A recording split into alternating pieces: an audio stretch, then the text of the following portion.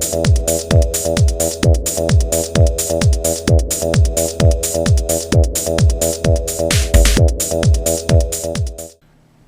there folks, today I'd like to take a casual peek into the Marvel Legends Valkyrie action figure by Hasbro. This figure set is part of the Fans Choice Winner 2-pack sets of Marvel Legends and was first released in the end of 2010. This set is a Toys R Us exclusive, and I did find it at a Toys R Us, and I bought it for $24.99. Now, as with most of my 2-pack videos, I usually focus on a single figure or character from the 2-packs, and this video is going to focus on Valkyrie, and a separate video will focus on the Hulk. Taking a look at Valkyrie in the package, it's actually quite nice, and it looks like a mostly unique sculpts. I think I see some parts of the female shield agent in the arm joints and knee joints there, but otherwise I think it's pretty much a unique sculpt everywhere else. This figure does come with a few accessories here, mainly her weapons. We have some nice art on the side of the package of Valkyrie, and on the back here we have a picture of Valkyrie and Hulk here. Down below we have a description of both Valkyrie and Hulk, and further down below we have some statistics for Valkyrie. We'll be right back and have Valkyrie out of the package. Okay, we're back and we have Valkyrie out of the package, and we'll go ahead and take a look at all the weaponry that she wields here. First up, we'll take a look at the sword here, and she wields it rather loosely in her hands here. It's not too secure a fit, unfortunately. And we'll take a look at some of the details of the sword here, and you can see that the sword is all one color, that of gold, which is painted onto the sword. You can see some of the details on the hilt there. It's actually kind of neat. I think that's a dragon head on there, or an eagle head, I'm not sure. I think it's a dragon head on there. And you can see some of the details on the wrappings on there and the hilt. It would have been nice if it was multicolored, especially around this here, the handle of the blade, but it's all one color on there. And it's a metallic gold with some sparkles on there. Next thing we'll take a look at is the spear on here, and this one is multicolored here. It's got a brown handle here. You can see a swirl pattern going all the way around, and you can see a little bit of, I think it's a tassel here that wraps around the spear. And that would have been nice if that was a separate color, but it's not. But the blade, or the tip of the spear, is actually a silver metallic color here. And it's got a nice design on the spearhead. It's actually quite neat on there, and it's rather tall. It's taller than the Valkyrie figure itself on there. And another accessory that comes with the Valkyrie figure is the non-functioning scabbard. You can see a scabbard here that does not actually work, and you can actually remove it off a peg hole on the side over here. And there's a peg on the other end of the scabbard here, and it's non-functioning. Like I said, it's actually smaller than the sword itself on there, but it's got a nice design on there. You can see leather-like working or wrapping around the scabbard there, and as I said, it's non-functioning. You can see there's nowhere to place the sword in. It's just a solid piece of plastic there, more for decorative purposes.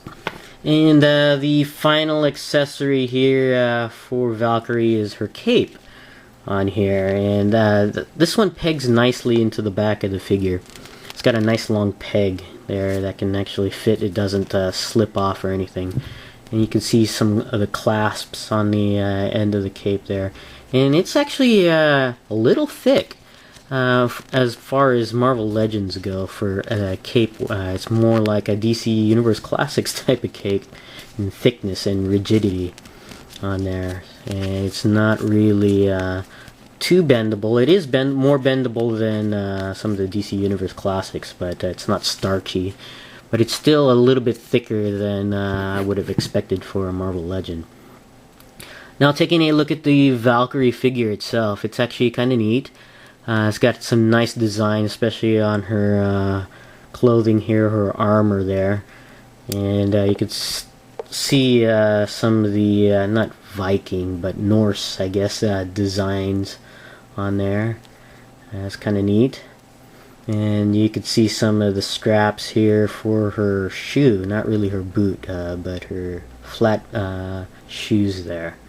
It's actually kind of interesting there. And taking a look at the head sculpt on here, you can see her face looks a little thin. I think it's just because it's covered with all this voluminous hair here that's tied at the tips here. And it's kind of interesting that when you move the head around, it actually, the tips of the hair, since they're kind of a solid piece of plastic, they don't flow downwards on there. So if you move the head, it's okay. It rests on her bosom there. But as soon as you move the head up, the tips of the hair start to stick out, which is kind of interesting on there. So she's got some starchy hair going on there. As far as the head sculpt, the design, it looks okay. It looks pretty neat. And then you can see that she also has some bands, metallic bands going around her bicep and her wrist here. You can see the armor work on her bosom there. And also the design work on the waist on there. And you can see part of the scabbard sculpted into her side there, which is interesting, that's for sure. We'll place the scabbard there, and the work on here on the sculpt, it looks a little bit better with the scabbard in place on there. Overall, it's an alright figure. Could have been done a little better with this figure, but it's still pretty good.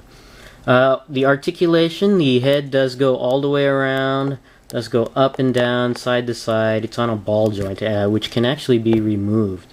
So I'm wondering if you could actually customize these figures, army build Valkyrie figures, if you want to set up some sort of Ragnarok situation where the multiple Valkyries scoop up the honored dead for the final battle of Ragnarok there. Kind of neat that you can put a customizable head on there. The arms do go all the way around. They do go out and in. No bicep swivel, but the elbows do bend and rotate all the way around. The hands go all the way around and up and down on a hinge swivel joint. There is torso articulation that allows you to bend the figure down, up, and back a little bit, and goes all the way around on there. No side to side though. No waist articulation. The legs are interesting. They're on a swivel hinge joint, so you can actually rotate the leg all the way around, but getting the leg in an upward position is kind of awkward because when you put it in an upward position, her leg turns to the side there. Same thing going with the back, and that's because of the hinge joint, the way it's positioned. You really can't get the leg forward without bending the leg to the side. But it does allow you to bend the leg out to the side, though. No thigh articulation, but there is a hinge swivel joint at the knee, so it bends and goes all the way around. And a hinge swivel joint at the foot, so you can bend the foot down, up, that far, and of course all the way around. Overall, it's a decent figure. Could have been some improvements, especially in the articulation, and I think the head sculpt. I think the head looks a little thin, though, just because of all that hair on there. It's hidden a bit, hiding the face. So, but still, it's a decent figure. You could army build a whole bunch of Valkyrie maidens. on there if you wanted to, or just for this figure to add as the member of the Defenders. So really cool. This is my casual peek into the Valkyrie figure. Thanks for watching, and I'll see you guys next time.